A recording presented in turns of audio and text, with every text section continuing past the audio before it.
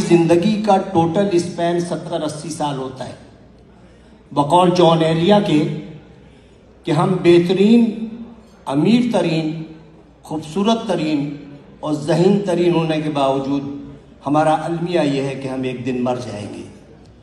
ہمیں یہ سوچنا چاہیے کہ ہم تمام دنیا کی نفرتیں ایک دوسرے کے ساتھ اسی دنیا میں چھوڑ کے جائیں گے، اور جو ہم جس اولاد کے لیے بہت زیادہ کرتے ہیں وہ اولاد ہمیں تھوڑے دن بعد دیوار پہ لٹکائے گی، اس کی اولاد ہمیں اسٹور میں رکھ دے گی، اور جب چوتھی نسل آئے گی تو ہم گاربیج کر دیے جائیں گے۔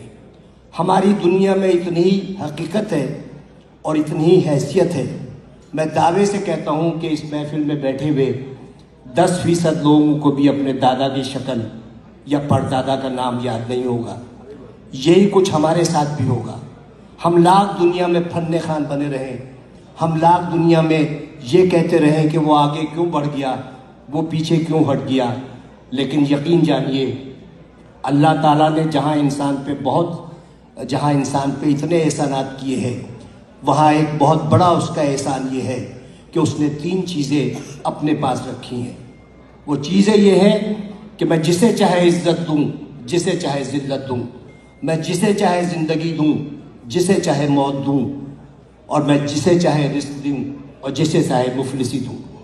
اب آپ سوچیں کہ اگر عزت دینا میرے جیسے کسی چھچورے آدمی کے ہاتھ میں ہوتا تو عزت دار صرف میں ہوتا اور آپ سب کی بے عزتی ہوتی۔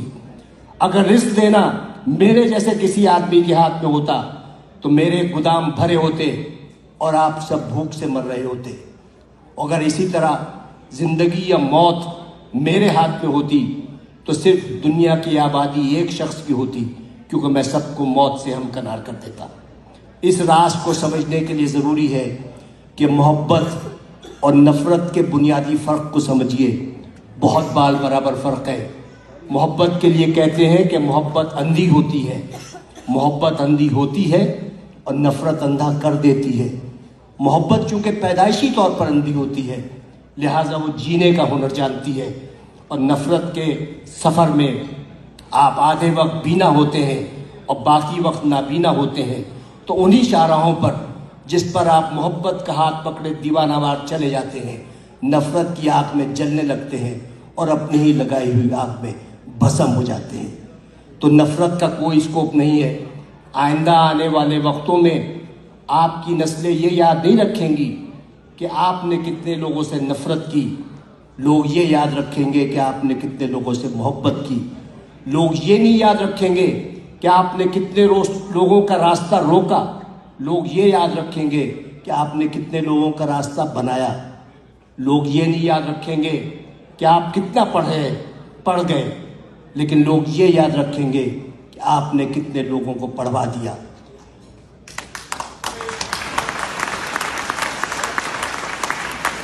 یہ وہ